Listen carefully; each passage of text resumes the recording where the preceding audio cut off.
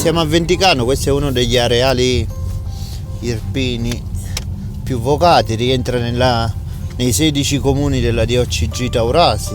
La mia famiglia è nata qua, è originaria di queste zone, ha sempre coltivato i terreni. I contadini hanno fatto delle scelte in funzione della produttività, perché un ettaro a spalliera era più facile, era meno costoso produrre 30 quintali, 50, 100 rispetto a un ettaro a pergola avellinese, e abbiamo perso la varietà di cloni, che era una grande tipicità. Se alberate avellinese, che è una forma di allevamento che era l'archeologia storica, all'interno si conservavano tutti i cloni dell'Aglianico, si conservavano i vari tagli, il taglio perfetto. L'Aglianico era un vitigno rude se non ben gestito in vigna. Considera che le ferrovie sono state fatte in virtù delle necessità di spostamento del vino verso altri areali, come gli areali del nord, gli areali francesi. Ecco perché poi il vino prende il nome di un paese, che a Taurasi c'è la ferrovia, e si è preso tutto il nome della denominazione, che è una denominazione che in sé per sé non ha mai regalato grandi emozioni. Va da sé che questa condizione di grande vastità dell'areale ne ha compromesso poi la riconducibilità territoriale. Qua siamo sopra Montefusco, questo è tutto l'areale del Taurasi, da qui si vedono i vari paesi che compongono l'areale. Come potete notare è tutto contornato da catene montuose che lo proteggono dai venti caldi del mare, grandi escursioni termiche giorno-notte che concorrono a un metabolismo della pianta molto favorevole alla concentrazione aromatica, dei vitigni che sono nati e cresciuti in questo territorio e che sono autoctoni come l'Aglianico. Nel 10.000 a.C. si è avuto un'eruzione che ha determinato che alcune ceneri del vulcano arrivassero in questo territorio, e quindi c'è una grande componente di potassio che marca indissolubilmente i nostri vini e gli dà una matrice, una marcia in più. Questo è Far West. È tutto un cerchio, e in questo cerchio hanno riprogettato tutte le casine, vedi? Alcune sono identiche e precise. Sullo stile del cemento armato vai e quando finisce ci fermiamo. Guarda, questo è cemento armato e basta, senza idee. Dice, le facciamo in serie, così sicuro l'ultima viene meglio della prima. Dopo il terremoto degli anni 60 viene abbandonato il paese storico di Melite e viene ricostruito in questo modo qua. È l'effetto di voler riprodurre un modello industriale in un areale viticolo di grande vocazione alla qualità, che sono abbandono delle vigne vecchie, uso massiccio di concimazioni e di pratiche che non consentono al territorio di rigenerarsi.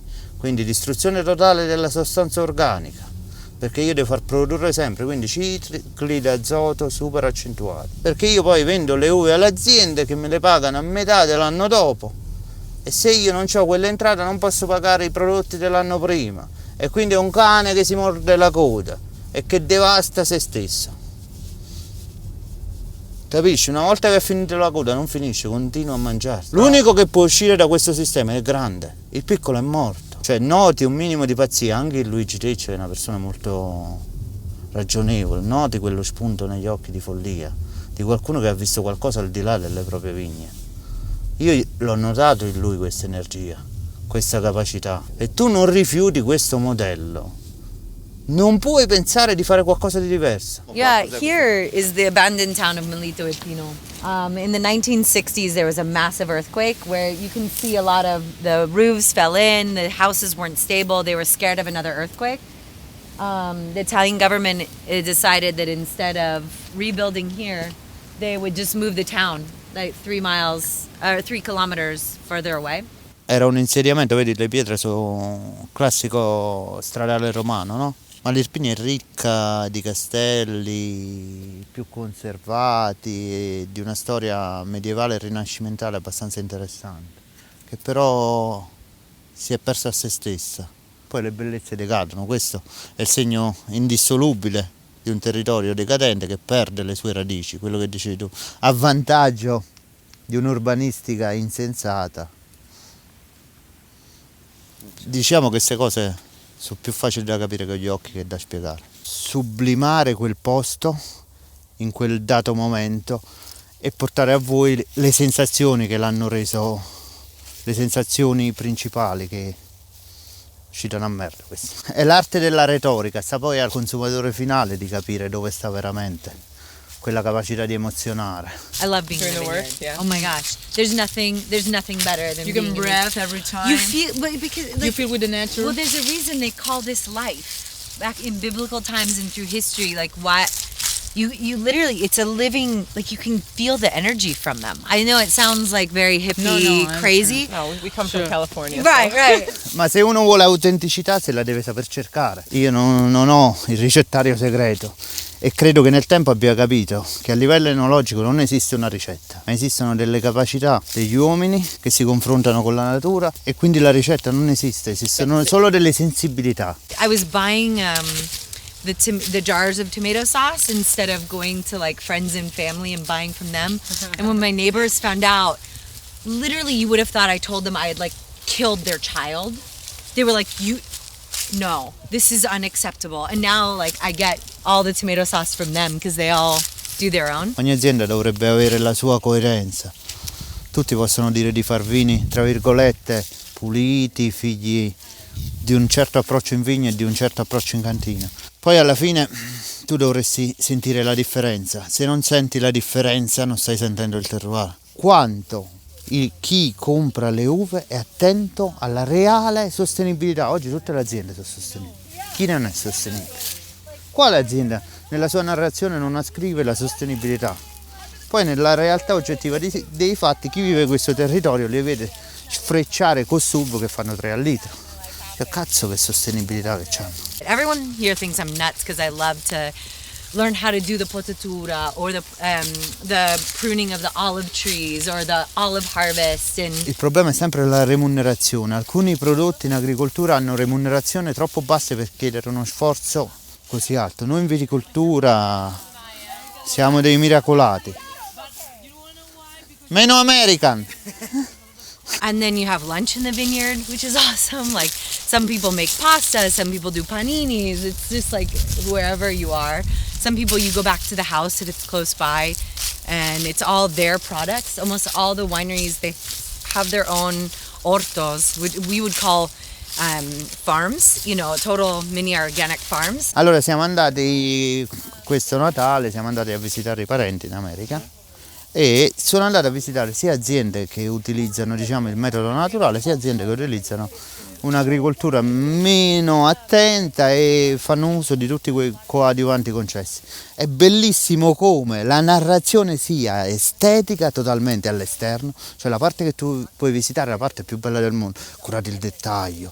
Tu puoi addirittura vedere la cantina da sopra e vedi questi serbatoi belli, il torchio della Bachar da 100.000 euro, bello, pulito, delle persone che lavorano tranquillamente. Dall'altro lato dell'azienda ci stanno i mega serbatoi, le macchine per lavorare quintalate di uva, che non è un male avere delle macchine grandi, ma già ti fa capire l'entità dell'intervento. Certe attenzioni al vino sono sostenibili quando tu lavori una materia prima che non abbia subito già delle trasformazioni in corsa. Se arrivo con un camion con 300 quintali di uva dentro, sicuramente già starà fermentando. You can't get rid of all of this natural beauty. There's peas that are growing. They're up to here. There's flowers and beans and it's amazing. But that's why the wine is so Alive.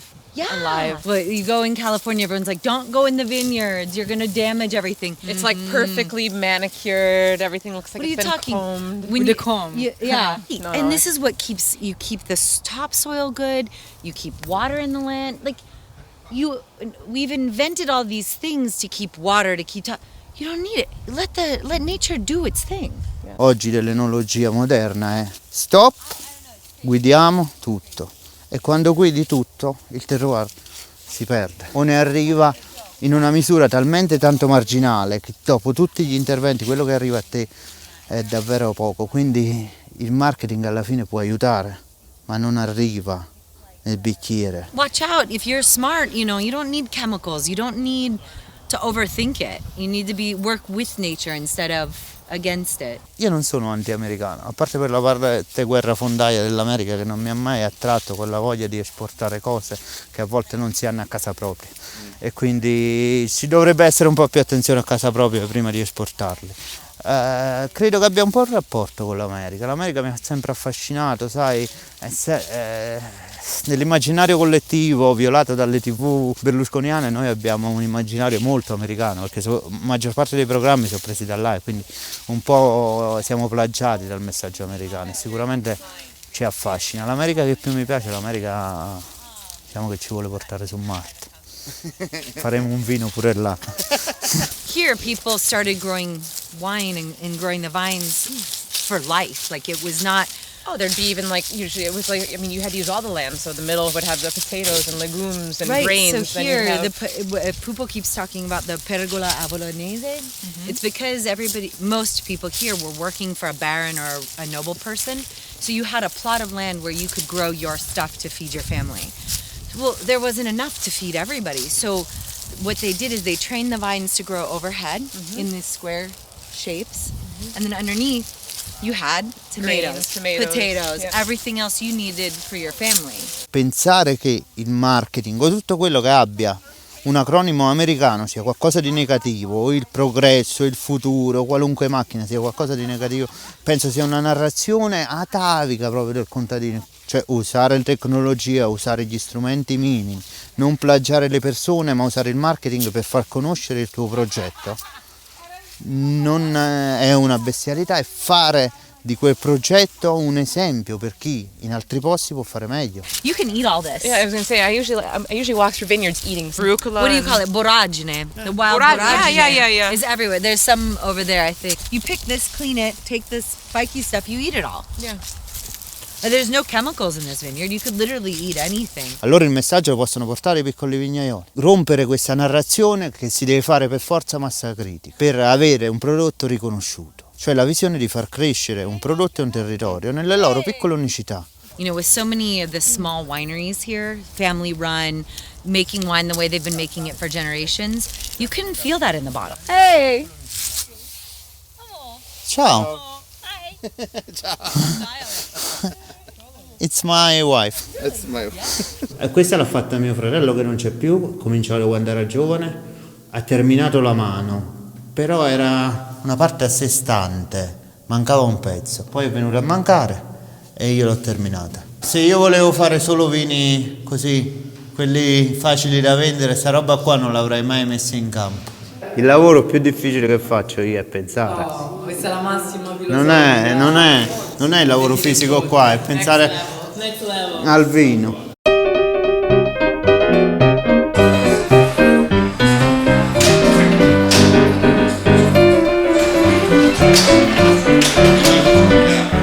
My best friend that has been staying with, we've been best friends for 40 years, and he still eat Philadelphia cheese. And why? I had to tell. I had to Why? convince the place. Very nice.